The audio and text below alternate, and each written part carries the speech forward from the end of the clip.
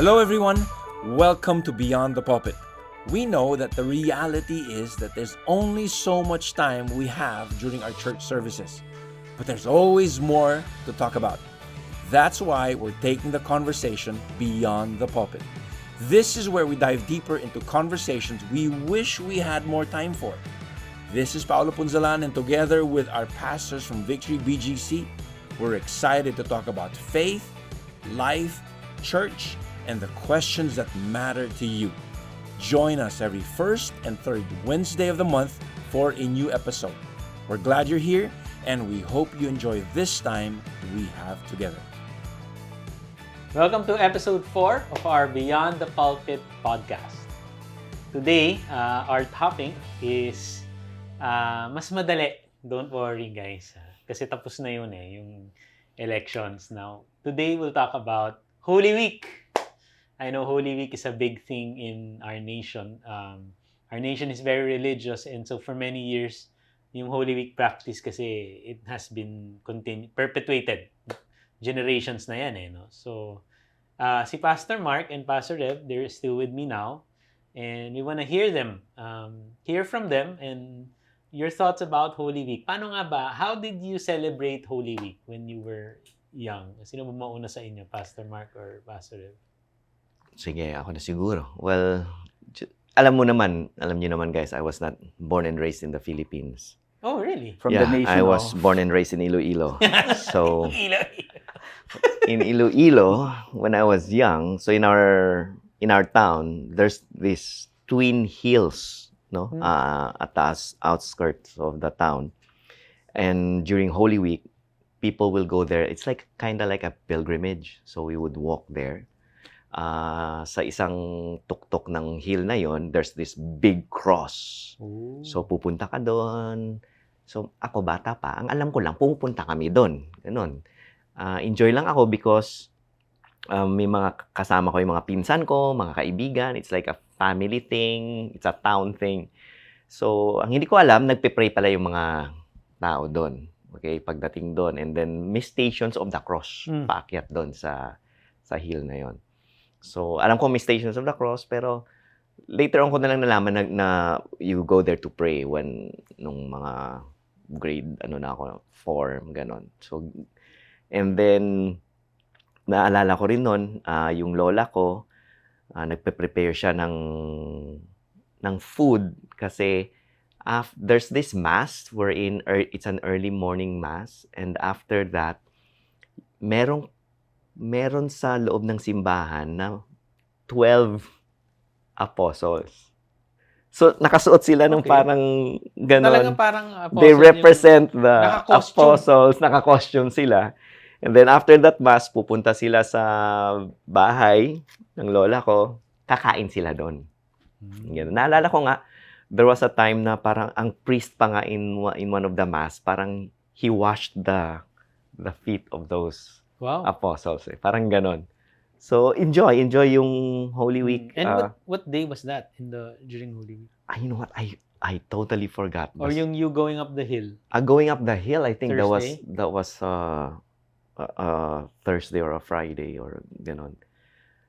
During the Easter naman, sa plaza, early morning mass is the resurrection mass. Or Easter Mass. And then, meron pa yun dati na parang may angel na nagdidepict na nag-declare that he is risen.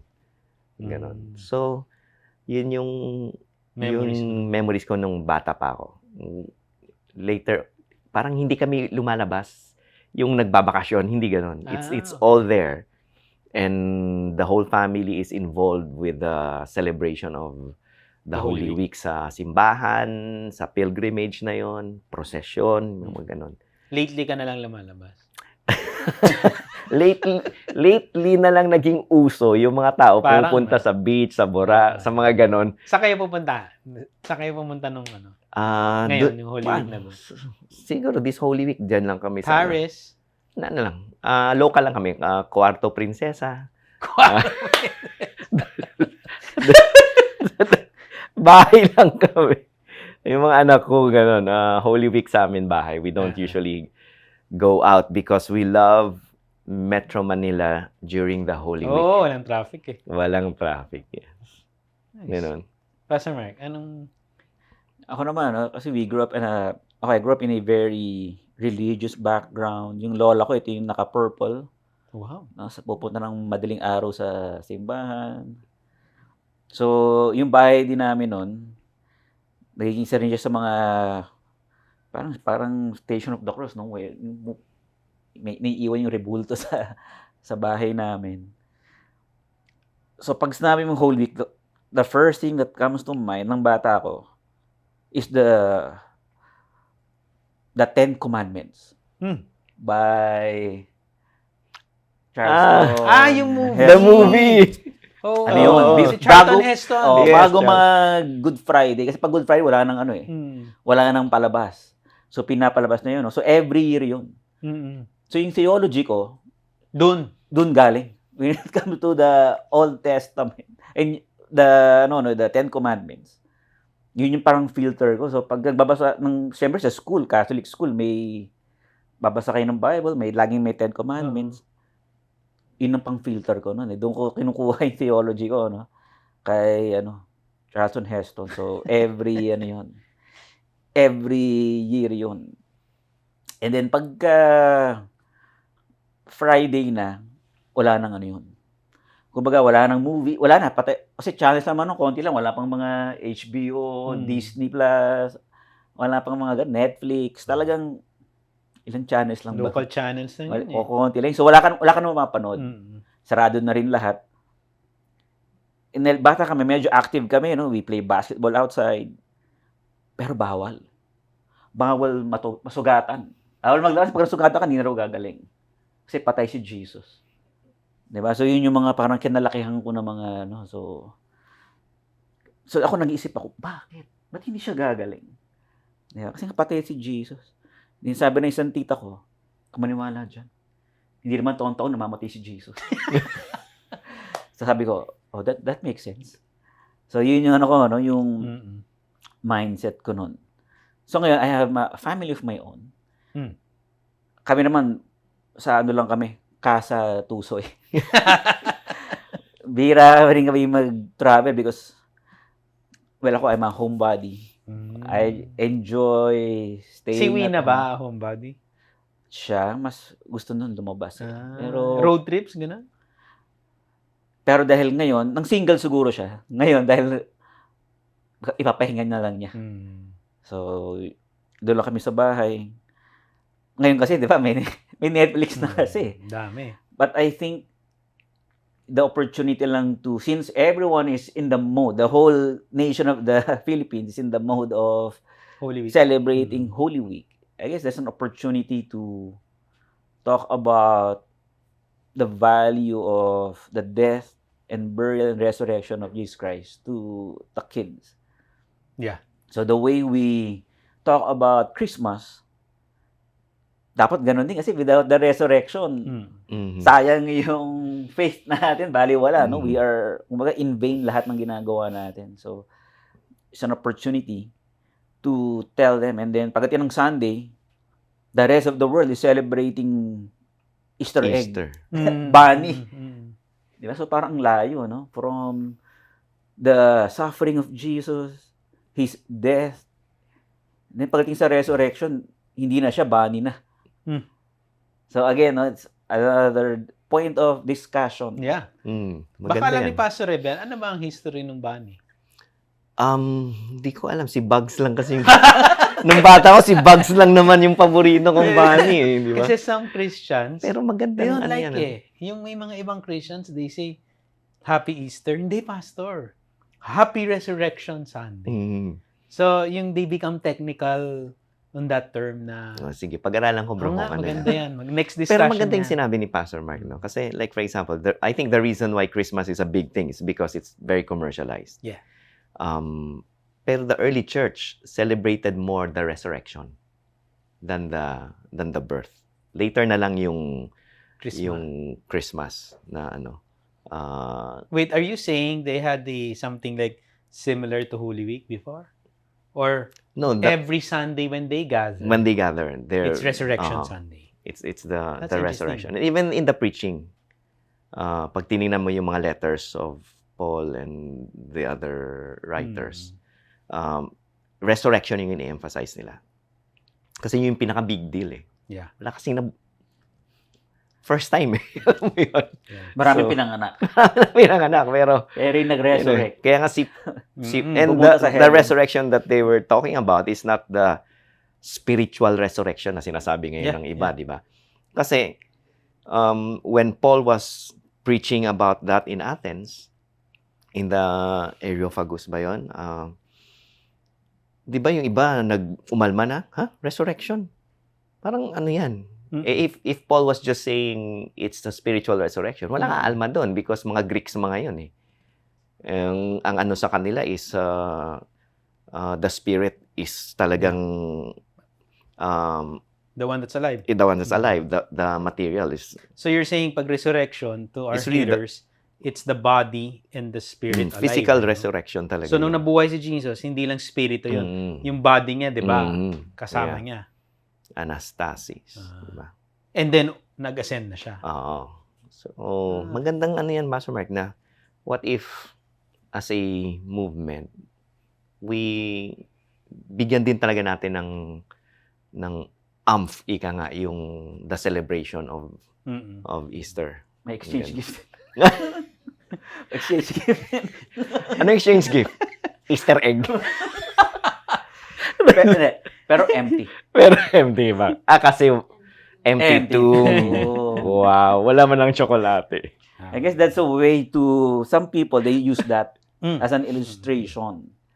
Kumbaga, since everyone is celebrating the Easter bunny, Easter egg, egg hunting, some people, they use that actually as a jumping board to share the gospel. Di ba? Kasi That's pagbukas mo ng egg, ba't walang laman?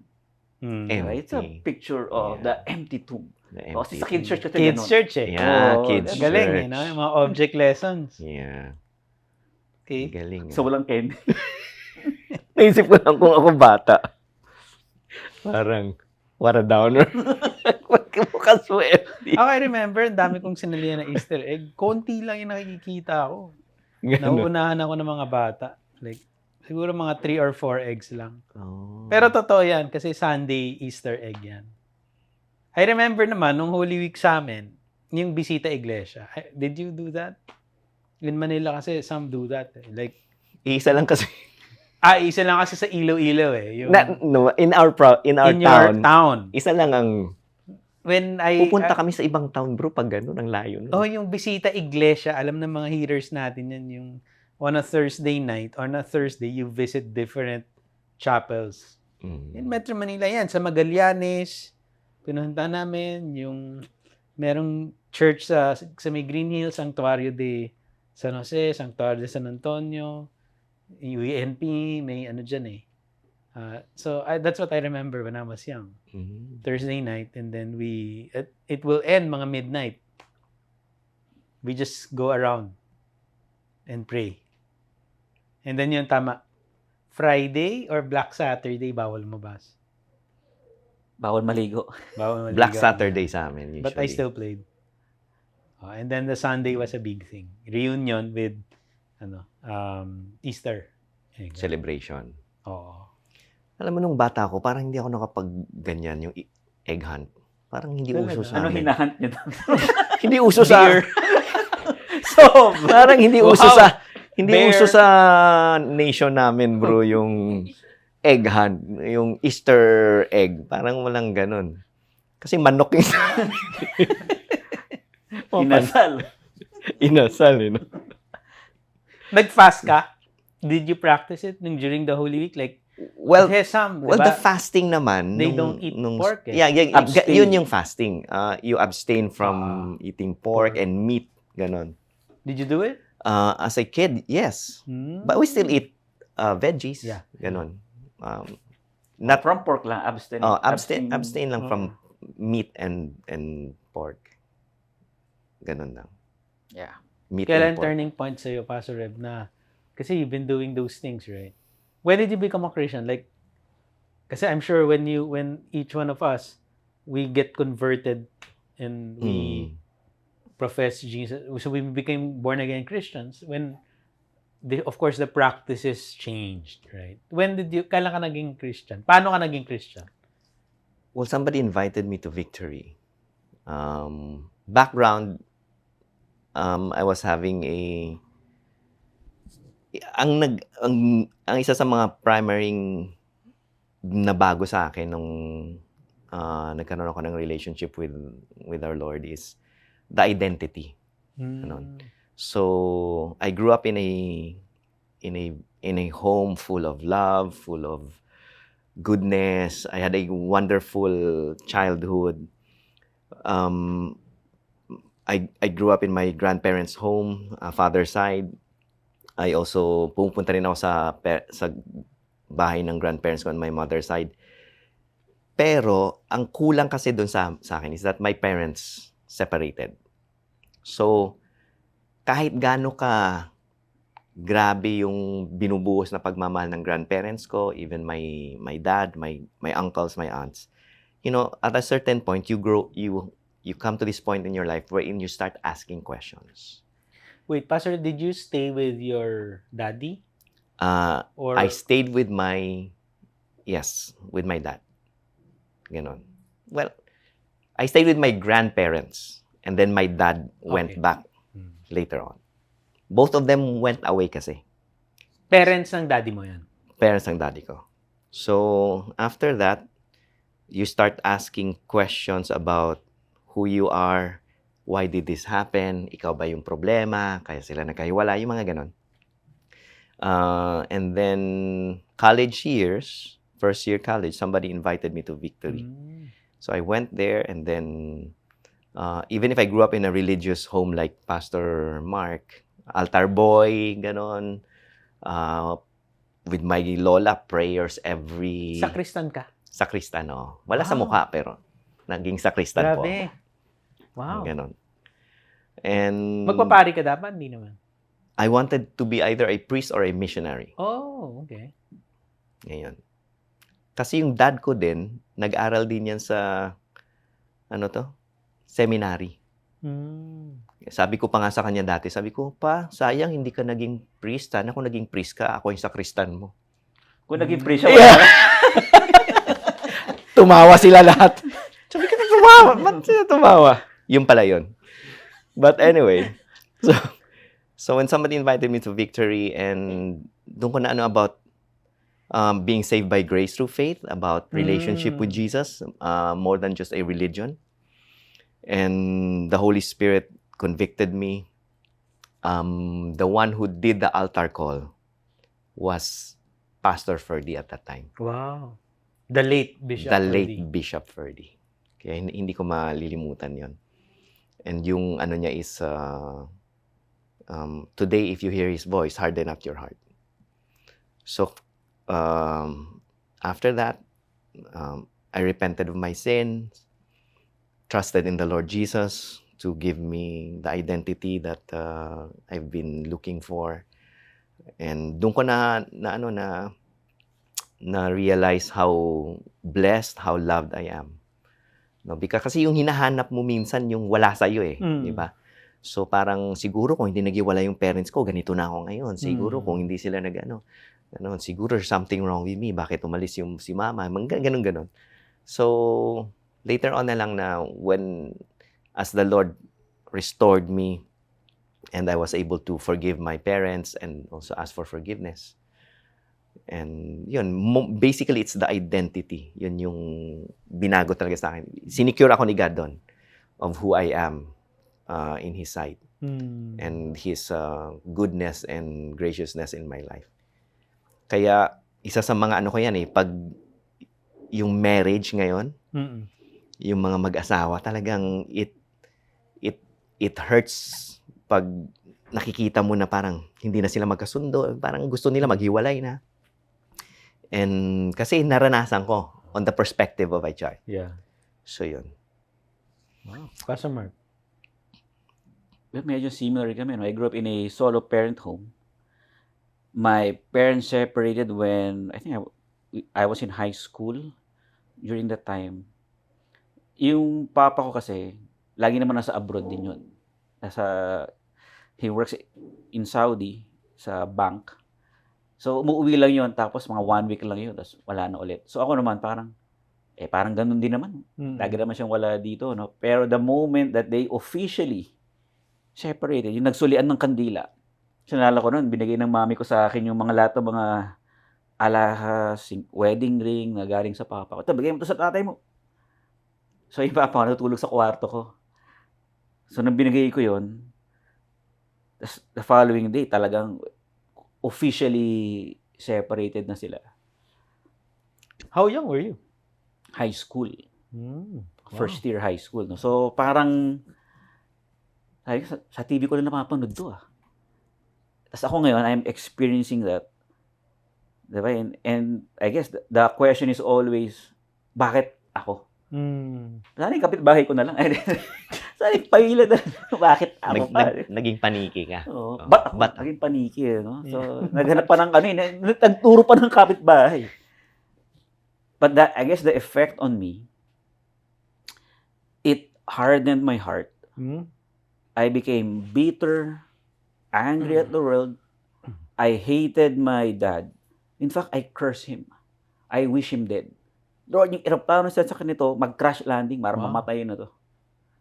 So I was full of bitterness towards my dad. And I was angry at my mom. Kasi in my mind, dalawa kayong may kasalanan, hindi lang ito isang tao. Pareho kayong may mali. And I think, when I saw how my mom trying to cope up with the situation, medyo siya, uminom. Yung, I guess, parang just drowning herself of alcohol to relieve herself of the pain. Or try to forget. Oh, try to forget. So ako, in my mind, for me, it's a form of weakness. So galit ako na puro mura. As in, period ko, mura. So sabi ng mami ko sa wala kang narinig ko hindi mura. Anak ng tutututut. Kahit, kumbaga, I will deliberately disrespect my mom. Kumbaga, kahit in front of her, no, hindi ako takot. So, ganun yung yung talagang full of bitterness. Ito yung parang ako, huwag kayong haharang sa daan, upakan ko kayo. Parang, galit ako sa mundo. Hanggang no? ngayon naman hindi pa ba?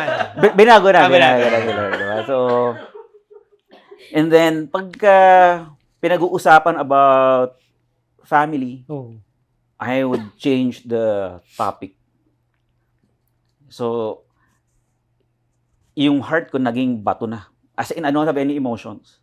Pwede ako sumali sa contest, yung papatawanin mo, hindi ako matatawa. Hindi ako tumatawa, hindi ako umiiyak. Ganun yung puso ko. No? And then I remember, one time I was in bed, about to sleep. I was crying. Yung para yung parang ayoko na ng ganitong buhay. Sabi ko, parang, Lord, I surrender everything to you. Ikaw na bahala sa buhay ko. I was very young.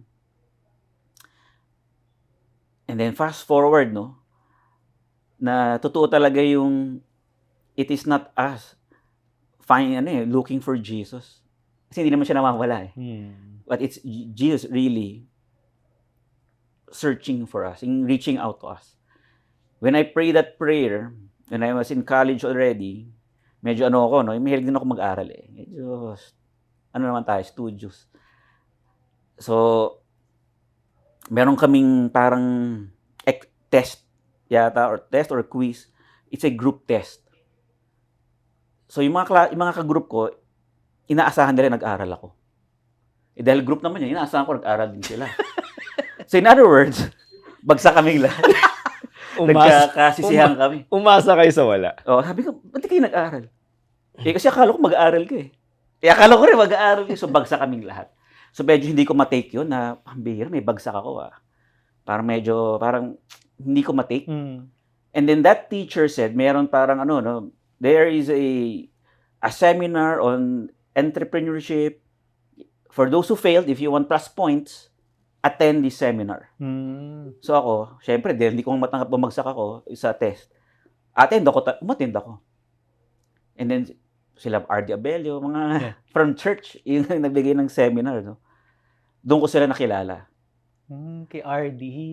Sila RD, Paul Paho. And then I got involved in the business that they were introducing. So, pero hindi ko pa naisip na ano yun, no? Yung pinag-pray ko ng high school ako, God is already orchestrating everything. Wow.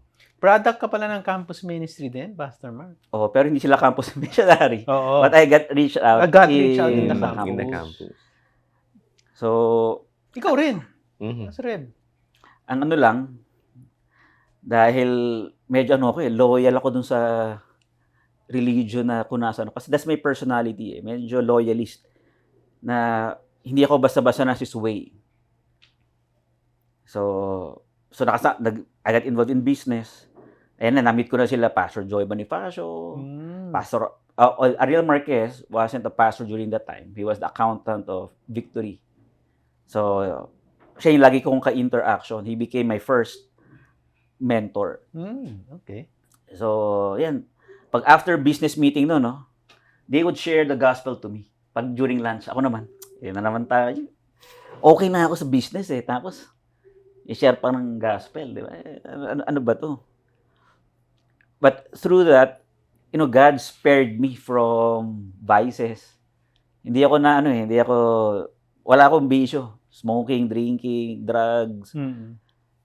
Medyo na doon ako sa healthy side kasi nag-martial arts ako. So, God spared me from all of that. But my heart was full of anger and bitterness. And then, Ariel would invite me to his home. Tapos nakikita ko yung grabe, pwede pala to. Nakita ko yung how he would treat his wife, si Shirley. Diba? Tapos yung para niya palakihin yung mga anak niya. Hindi lang siya, no? Pati yung mga ibang mga Christians. Ayun, grabe, tindi nito mga to, I guess more than just preaching the gospel to me, I saw the gospel being lived out. That what attracted me. And then in my mind, sabi ko, kung magiging Christian ako, kasama ako sa kanila. Kasi alam ko maraming mga different groups. Kasama ako sa kanila. And they would invite me, Mark, attend ka sa Makati Sports. Taga Makati ako okay, sige. Pag-invite ako sa, Mark, attend ka sa U-Belt. Kasi may mga friends din ako kasi sa business mga taga U-Belt. Sige. So, for 3 years yun, they kept inviting me, sharing the gospel to me. And then one day, out of the blue, sabi ko, sige, punta nga ako sa church. Wala naman siguro mawawala. Punta akong Makati no? Sunday yan. Sunday. Sabi sa akin, huwag ka nang pumunta din sa Makati dahil para ka lang nag-attend ng sales rally niyan. Kasi puro mga puro mga taga dito sa business. Sabi ko, di mas okay sa akin kasi at least may kilala na ako. So pagpunta ko doon, wala akong makitang kilala ko. Isa lang nakita kong kilala ko si Jerry Santiago. Kasi may book table siya nun sa Makati. Yes. So siya yung una ko nilapitan, Jerry. Yan sa dumating na si RD. Nag-invite sa yung una kong na-meet ng college ako. Sabi, Mark, ginagawa mo rito? Well, mag-attend ng church. Sabi niya, Teka, saan sa Makati yan, Pastor Mark? Makati Sports. Kid church teacher siya doon. Wow. So, sabi niya sa akin, Mark, saan ka nakaupo? Sabi ko, wala. Hindi ko pa alam, baka sa likod. Sama ka sa akin. So, sumama ako kay RD. Hindi ko alam sa harap para siya umuupo.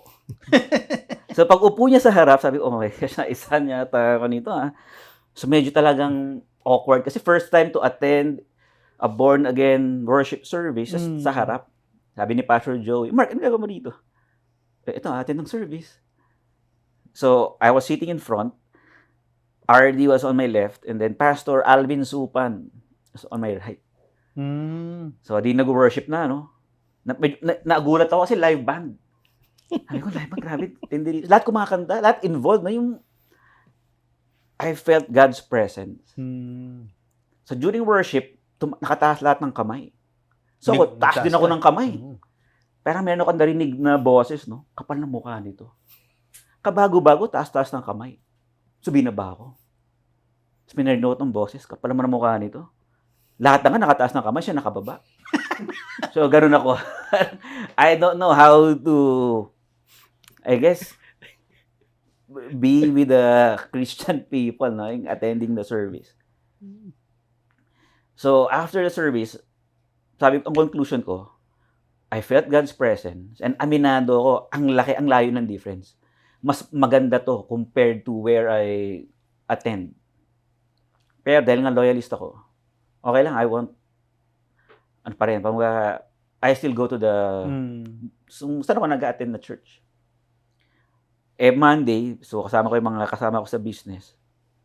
One of my mentors, si Jay, sabi niya, si Mark, nag-attend na ng church. Next week ulit, ha? Sige. I don't have any intentions of attending church again. Yeah. At least na-try ko lang.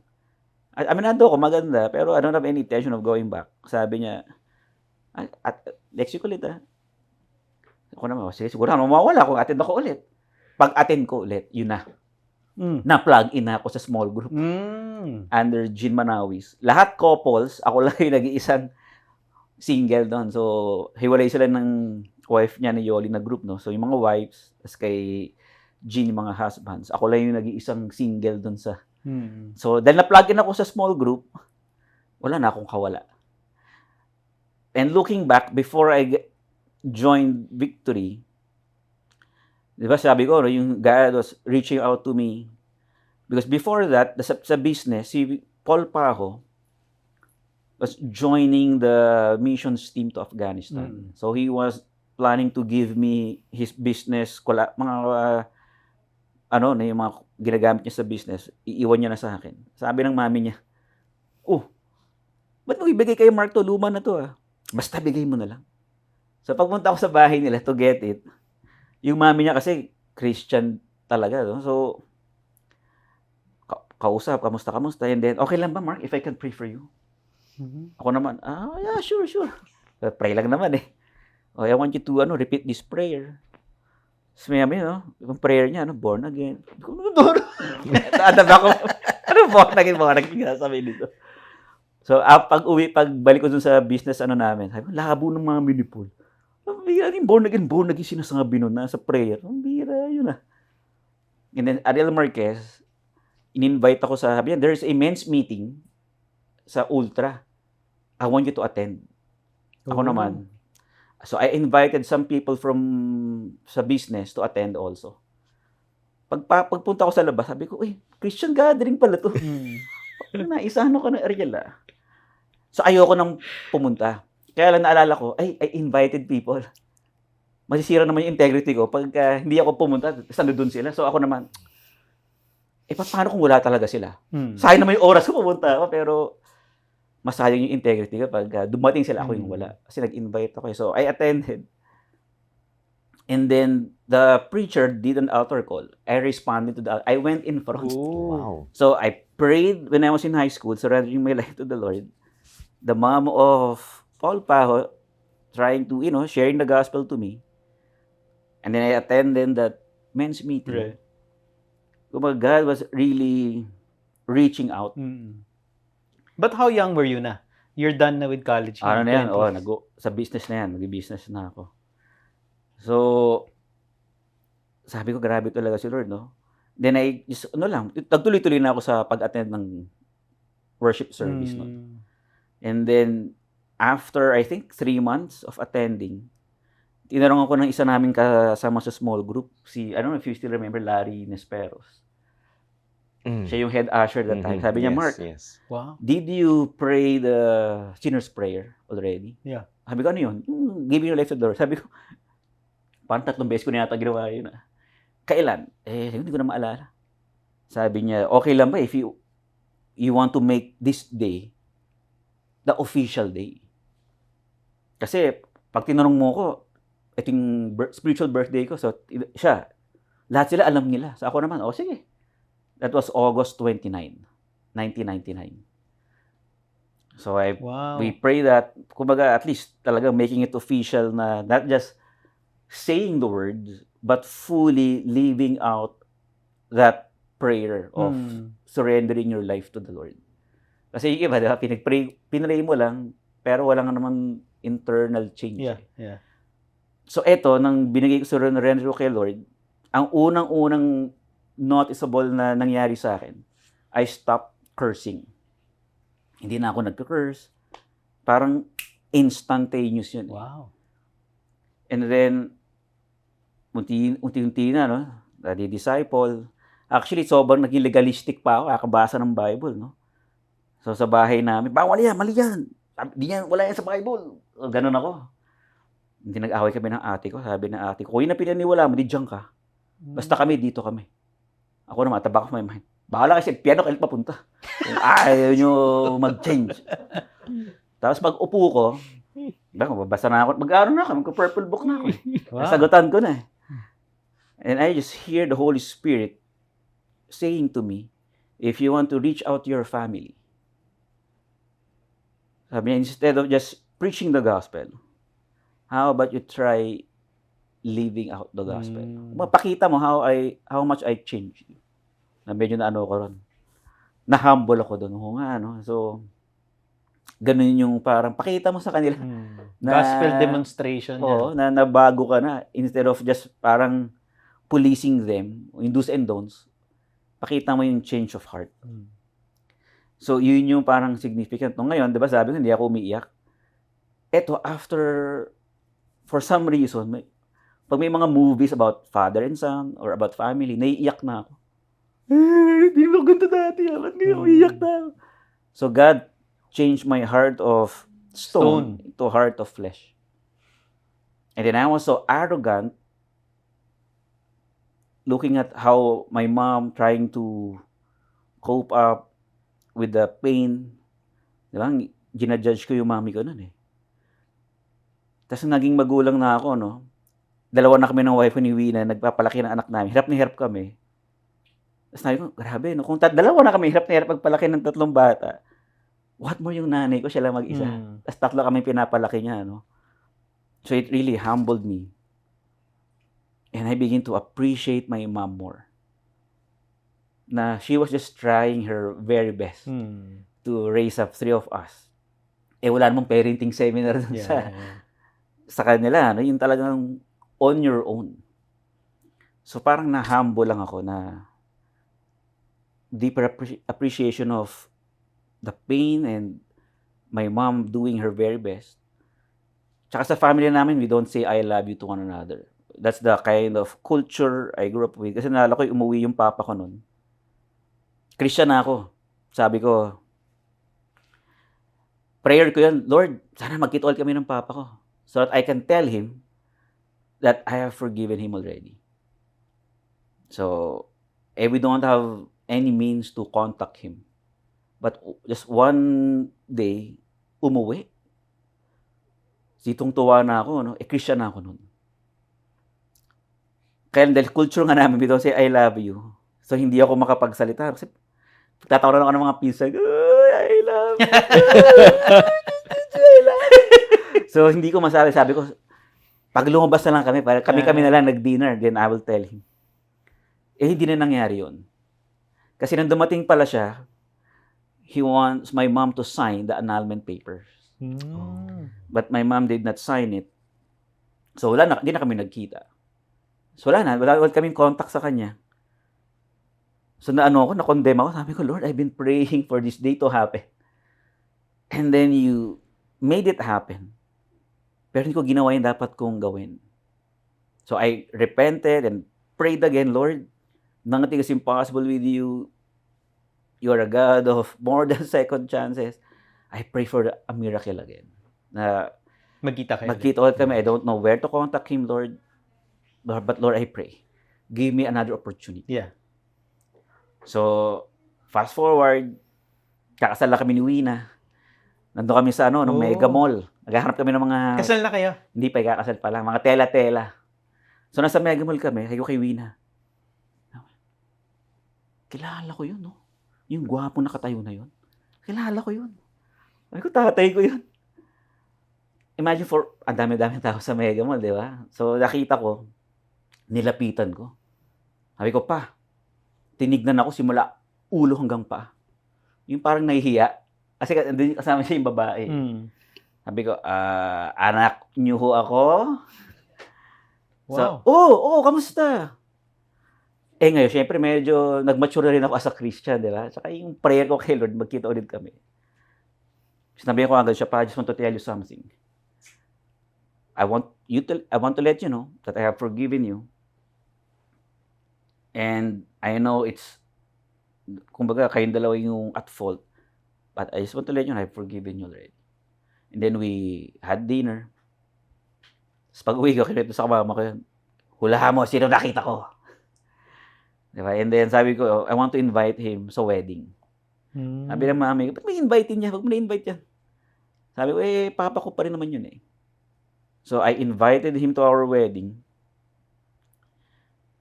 After all that na ginawa niya, no, leaving us, nang sinabi na ng friend ng namin, yung coordinator namin, Mark, andito na yung papa mo. Against all odds, alam niyo yung lahat ng family side ng mami ko, galit sa kanya. Siya lang mag-isa pumunta, no, he still, attended the wedding. For some reason, parang, I'm just happy that he was able to make it. And then in front of our guests, yung honoring of the parents, In-honor mo. I honored my dad. Wow. I told everyone, Pap, I just want to let you know, I forgave you, and I love you, and I will never be ashamed to call you Papa in front of my friends. Maiksi lang, no? Pero tagal ko na bago nasabi kasi mahagulgul ako nun. Ganun ako. So, our relationship was restored. I guess apart from receiving the generous love and forgiveness of God, I don't think I'll be able to extend that also to him. So, na-restore yung relationship namin as if nothing happened. Nang nanganak na si Wina, ng first baby namin, dinala namin sa kanya para makita niya yung apo niya. So, nang nanganak ko itong second baby, dinala ulit namin sa kanya. Third baby, ganun din. As if nothing happened. So, sa family namin, we say, I love you. Diba? Yung mami ko, nag-I love you kami. Chami na kami. Galing, ano? And then, in our family also, walang araw na we did say, I love you to our kids. Even if we are out in other country doing missions, we call our kids and say, I love you to them. And I guess just the love of Christ reaching out to us. No, kaya totoo, ako ramdam na ramdam ko yung He will be the father to the fatherless. Kumbaga, I felt God's love. I may not have the biological dad, but God gave me mentors that I can look up to. Fathers in church, spiritual fathers. In church. So I was very thankful. Kaya sila, nakinasal kami ni Mina, yung mga ninongs namin, yun yung mga someone really look up to as father. Nice. Did you feel any opposition from the family the moment you became a Christian? Aside from what you mentioned, Pastor Mark? I mean, did it take a while for them to accept na yung mami ko naman, sabi lang niya sa akin, well, kung diyan ka, kumbaga, kung that will help you in your relationship with Christ. Kasi nga, naman kami, religious, naman, kung background, kung yan yung mas makatulong sa'yo, and then I will support you. Wow. So, walang persecution. Ako yung nagpe-persecute kasi Naging modern day Pharisee ako eh. Din. Ikaw, Pastor Reb, wala? Wala. Like from your grandparents or? My grandparents, wala. Progressive. My lola is very religious. My lola also. Pero sila, yung they want you to make that decision for yourself. Even my dad and my mom also. Sila. It's like you're old enough to make a decision. Maganda talaga yung kinuwento niya, maganda talaga yung I think that's the implication of serving a resurrected Christ. Right? 'Di ba kasi we just don't celebrate Jesus who's the risen one.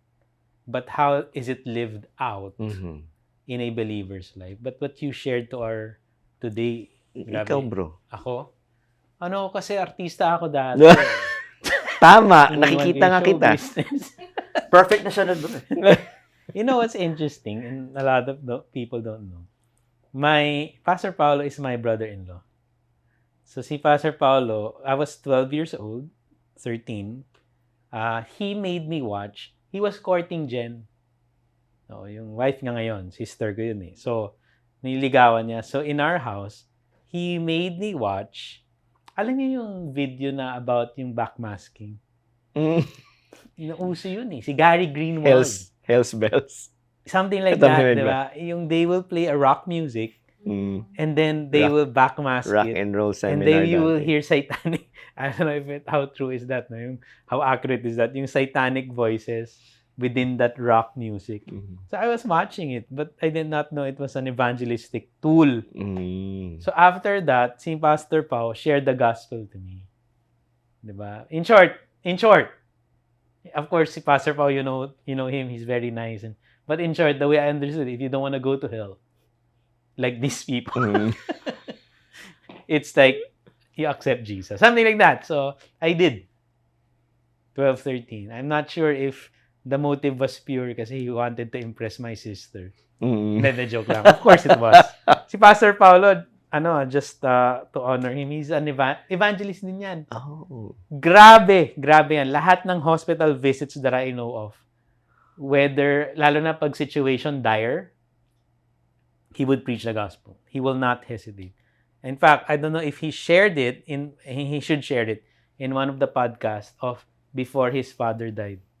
It's like, last 5 minutes before nag-flatline yung daddy, before nag-cardiac arrest, he shared the gospel. Nick of time. So he did. So he likes doing hospital visits and sharing the gospel. You know that. No, So kasama anyway, rin ako dun eh. ayun. So, yun, sinare niya. Kasi kung magiging brother-in-law siya, kailangan maborn again. So yun, it started there. But, ang interesting is there's a gap from 12 years old, my age, up to 17. So the 5-year gap was, yes, I received Jesus, but the discipleship was lacking. Yung sinasabi mo. No, parang it took that 5 years I was still coming to peer pressure, trying to flow. Go with the flow. Go with the flow, with the crowd. And then when I got involved in Victory, 17 years old, doon na ako na-disciple. So I guess parang iba-iba tayong story, no? Mhm. But the discipleship played a big role Yeah. for all of us. How would you encourage our hearers, Pastor Reb, Pastor Mark, yung parang ikaw, yung situation mo, yung you're trying to see if Christianity is for you? What advice will you give? Wala muna dun sa discipleship thing na you mentioned. What helped me in my walk with Christ, the journey of faith, is really, being plugged in a small group and being involved in the life of the church. Kasi na-recruit kagad ako to be part of the ushering ministry. Okay. And then eventually, Passion Wellness, chinok ako, inarmla, kinaladkag. They had to Kids. join in kids ministry. So, siya yung team leader namin dun eh. Okay. But I think my encouragement for all of us, that there will be time that we will go through difficult season, but God is there. Now, when we really surrender our lives to Him, mag-iiba talaga yung, I guess, the first thing that will happen is yung change sa heart mo, mag-iiba, and then your perspective of what's happening will not change. Now, you know that you are not going through that by yourself, that you have God with you. Kaya meron akong yung compassion ko lang for solo parents, for kids growing up in a solo parent. So medyo iba yung compassion ko kasi You experienced it. na-experience ko yung pain nun yung growing up. Kaya pag sa church pag may kinakaunselan akong either a solo mom or a solo dad, and I would always tell them, I want to talk to your child also. I guess to give them hope. Kasi laging tanong ng mga solo parent, paano na itong anak ko? Right. Diba? But, God is a father to the father. Yeah. Sabi ko, lumaki naman ako matino. So, nakita niyo naman, nandito naman ako. So, and I would always tell them, and most of our pastors also have that kind of, or Situation. went through that also. That was their backstory. But again, God is able to redeem things. What the Yes. enemy meant for evil, God meant it for good. Yeah. Kaya looking back now, no, yung arrogance ko sa nanay ko, na ngayon parang deeper appreciation. Yeah. Yeah. Yeah, I think it's very real yung redemption, the redeeming work of God in our lives, and Redeem is to turn around ba? turn around to take you out of that rut or that path that you're yung destruction that you're going through, and even kasi it's a journey din.